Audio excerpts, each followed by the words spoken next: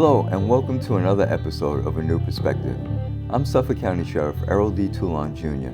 In this episode, we will be exploring how the Suffolk County Sheriff's Office works together with other local law enforcement agencies on the East End of Long Island. There are numerous East End town and village municipalities that look to the Suffolk County Sheriff's Office as a resource for support under various circumstances. I had the pleasure of sitting down with Village of Quogue Police Chief Christopher Isola and Deputy Sheriff Captain Christopher Brockmeyer to talk about just how crucial it is to have interagency collaboration for the moments when it is truly needed. Welcome, Chief. Nice to be here. Thank you. How are you today? I'm very well. When did you start your career? I started with the Quogue Police in 1989. So you become a police officer and you slowly rise through the ranks? Right, I was a police officer for about 5 years. Was then advanced to the position of sergeant, which I thought was the best job. You know, working with patrol officers, guiding them, and still being able to be in the game.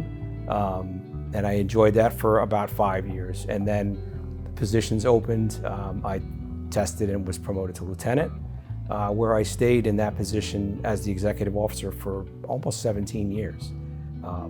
So in that position, very diverse, able to learn a lot because you're responsible for a lot and you're really performing very diverse daily activities. So a great experience. Tell us, what is Quogue like? Many of us just know it's the village with the Q. Yeah, well, Quogue is predominantly residential, and it's really just a quiet residential place. Mostly seasonal up until I would say after 9/11. That changed drastically, where more people made it their permanent home to be out of the city. And so that really is the demographics of Quogue. Our population triples in the good season of weather and holidays. Our force is made up of a diverse group of people that they really are specialists because they're asked upon to do a lot and they're responsible for a lot. So a Quogue officer is responsible for much more, and thankfully we don't have the volume that other municipalities have. But I think being an officer in a small municipality, it's not for everybody because it comes with a lot of responsibility. So now you become chief, and from what I understand, you met with some challenges when you started that role. I did. Specifically a few months into my tenure, we had basically a national newsworthy incident with a plane crash. Coast Guard recovered 2 more bodies tonight from a small plane crash off the coast of Long Island. The plane took off from Danbury, Connecticut and crashed yesterday about 3 miles south of West Hampton Beach. On that day, it was a day off for me, and I was shutting my pool down, and I heard an odd aircraft noise, and it was a little cloudy, and I kind of said, that's kind of odd. And then it just stopped, the noise, and I said, that doesn't sound good. And I just went on with my chore, and my phone rang 3 minutes later. It was, one of my officers said, I think we need you. I think a plane just went down off our beach. On that day, every supervisor in my department were taking a promotional exam. So I had no supervision available, which made it a little more interesting. But anyway, the day evolved from there. Through mutual cooperation with many other agencies, all those key positions that I couldn't fill were filled very quickly. So I'm here with Deputy Sheriff Captain Christopher Brockmeyer, really to talk about the Sheriff's Office and their relationship on the East End. So, what is our relationship, meaning the Sheriff's Office, with the East End of Long Island? Well, the Sheriff's Office provides many different functions throughout the county and also on the East End. One of our more specialized functions, which provide a great asset to the East End, is our Marine Patrol section. The Marine Patrol section is comprised of 22 deputy sheriffs. We have a total of 5 vessels that are a part of that unit. The Sheriff's Office works with numerous local, village, town, state and federal authorities in the work that they do. It's really a team effort when you're out there on the water. Very few law enforcement assets are out there when you consider the amount of boat and the amount of waterways that we cover. the square miles is immense, so there would be no way of doing it without coordinating with the assets that we have out there. If anything happens on the water, it takes time for a boat to get there.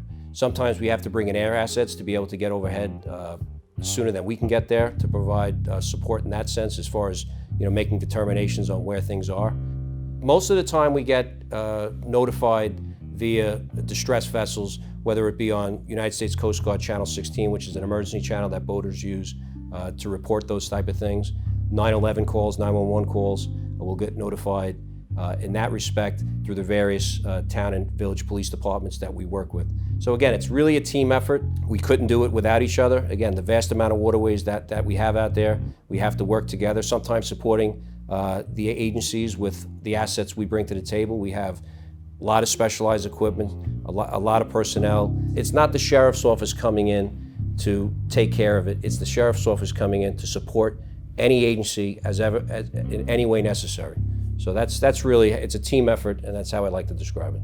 So now, you were one of the responders to the plane crash in Quogue in 2018. Correct. And can you tell me about that incident or what you remember?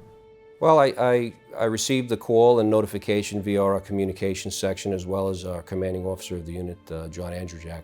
Pretty much what we had off from the notification that this plane crashed into the water right off Quogue Beach. I believe it was right off from the surf club. This was a small, I believe it was an 8-passenger plane. To describe this day, although I didn't have supervisors on staff at the time, everything else was going perfectly, if you could imagine that. The Air National Guard was up training, so they had pararescuemen, literally above the waterline that day. The Coast Guard, I believe, was having a meeting, so there were assets there from not only the Coast Guard's chief, operations chief, or the CO was at the station that day, which he normally wouldn't have been. I think Sergeant Andrejack from the Sheriff's Office Marine Unit was there already. I believe also the Southampton Town Bay Constables were having a meeting. So when this happened, nothing could have been more perfect.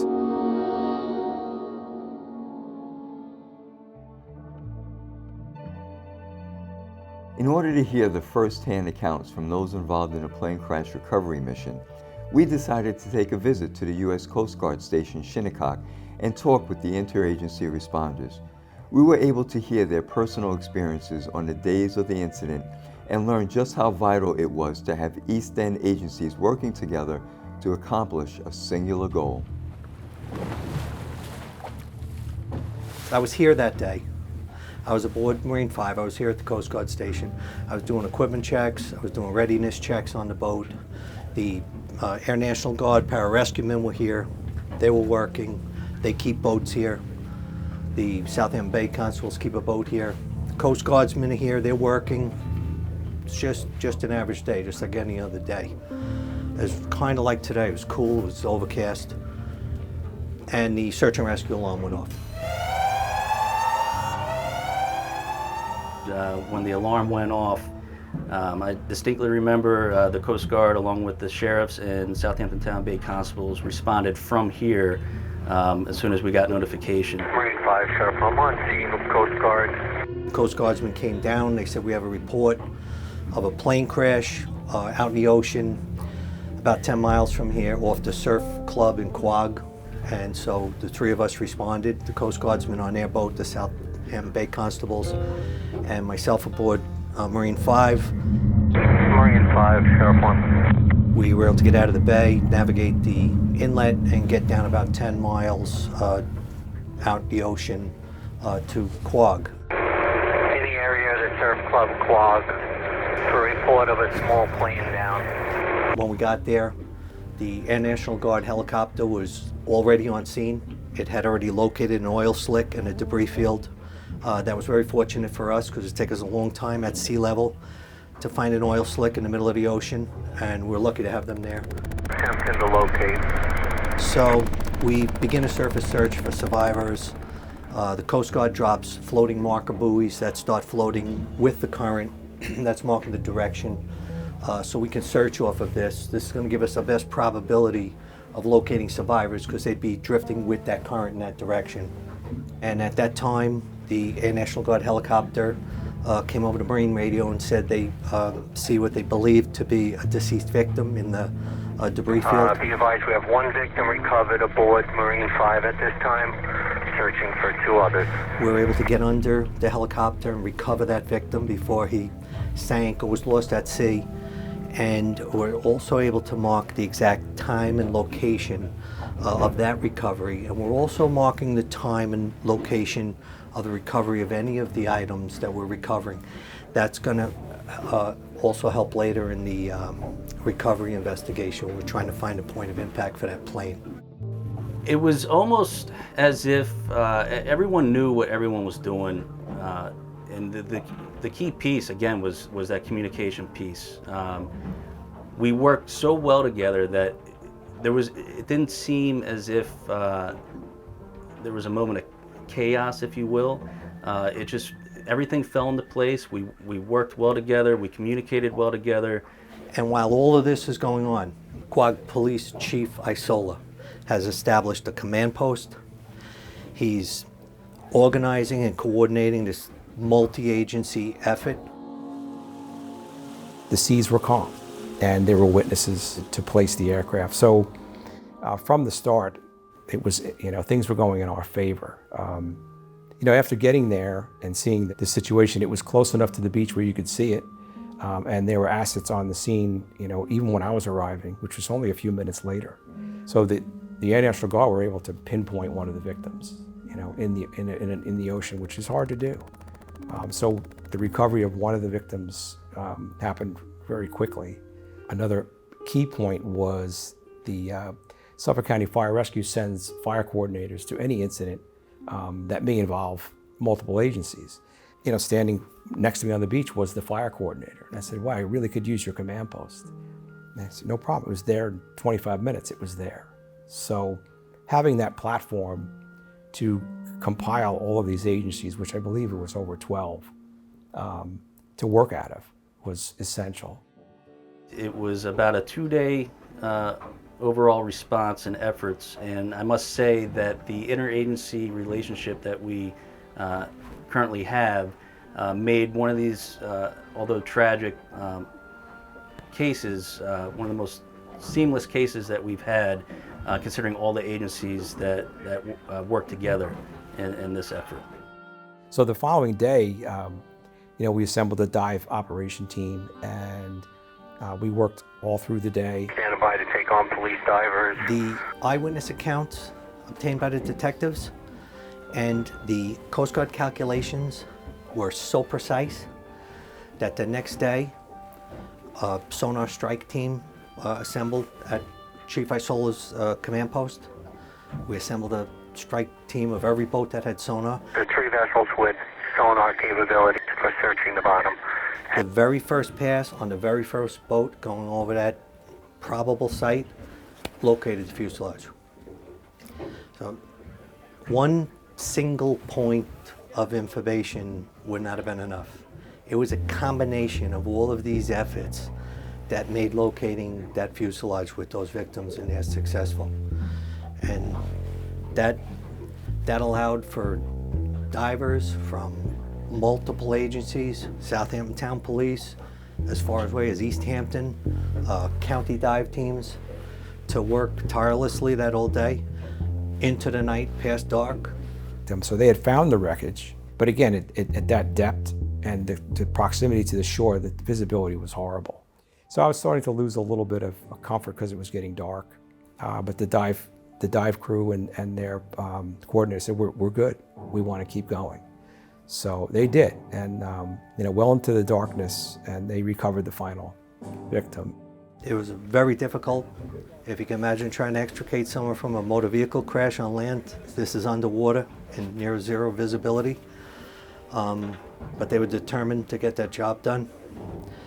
They were supported on the surface by this multi-agency team that never left. The Coast Guard had boats out all night. We never left that site. So now there's a picture, it's in several media publications, with you consoling some of the family members. You want to tell me about that moment and, what was shared? Yes, I remember that, Sheriff. That happened by chance. I was on the beach that day. We were still conducting some salvage operations, and some of the victims' family members came down to the beach. They were holding a memorial, and there was a lot of sadness. There was grief, but there was also a lot of gratitude to the responders for recovering their family member. They were very grateful.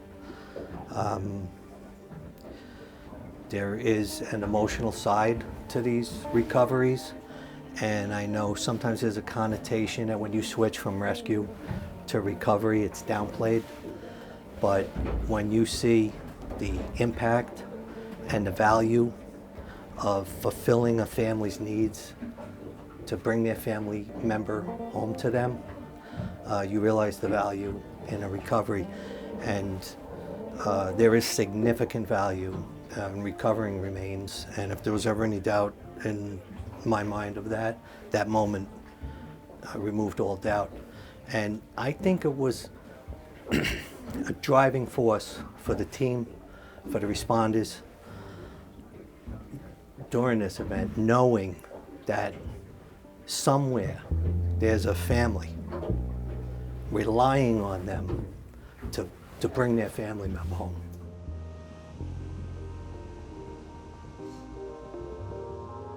Can you explain how teamwork and preparation really led to the expeditious recovery in this circumstance? Most all of the agencies out there are members of the East End Marine Task Force, so we train together. They're either members or they attend our meetings. And that task force started back in 2007. It was born because if one particular town or village had an event or an emergency or disaster, they could always count on the Coast Guard and state assets, the DEC and the state police and the county to send a boat. But it could still be challenging to handle that emergency or disaster or event. So by forming the East End Marine Task Force, signing MOAs and written agreements between the 18 agencies on the East End of Long Island, it now allowed to draw, everyone could cross borders. So if there was an event such as this in one town or village, you could draw on assets from any one of these 18 agencies. And what is the Coast Guard's relationship with the Suffolk County Sheriff's Office? Yes, Sheriff. So we have what we call the East End Task Force, comprised of between 17 and 18 different agencies, one of which is the Coast Guard and the sheriffs.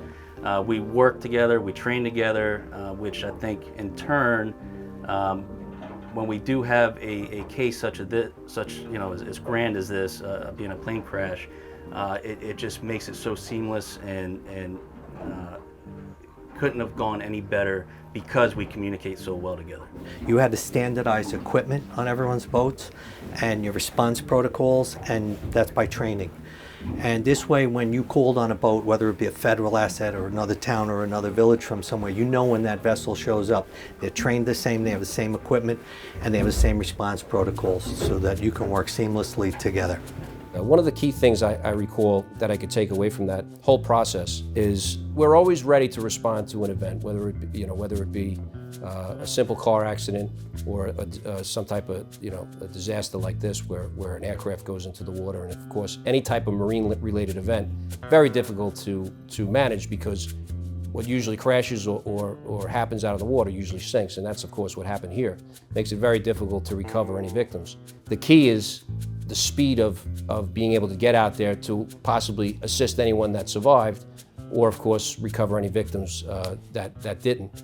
And again, one of the things I found very good about this incident was the fact that we had a coordinated effort that was able to assist Quogue PD, and really at the end of the day, the objective is to assist the families of these victims and to provide closure for these families because of course they lost their loved ones.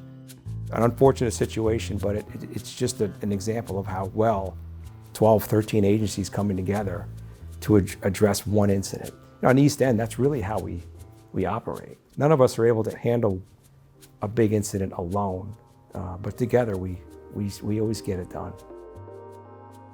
Interagency collaboration is so very important for effective and efficient emergency responses.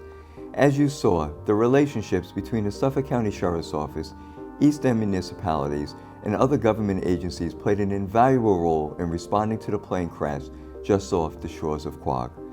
Thanks to the existing partnerships between agencies and programs like the East End Task Force, the victims of this tragic event were successfully recovered with no time wasted. The people of Suffolk County are in good hands knowing that there are multiple agencies working together for the safety of our communities. Thanks for tuning in, and I hope you gained a new perspective on the inner workings of Suffolk County law enforcement. I'd like to offer a sincere thank you to all the responders involved in the Quogue plane crash recovery. Our sympathies are with the families and loved ones of those lost.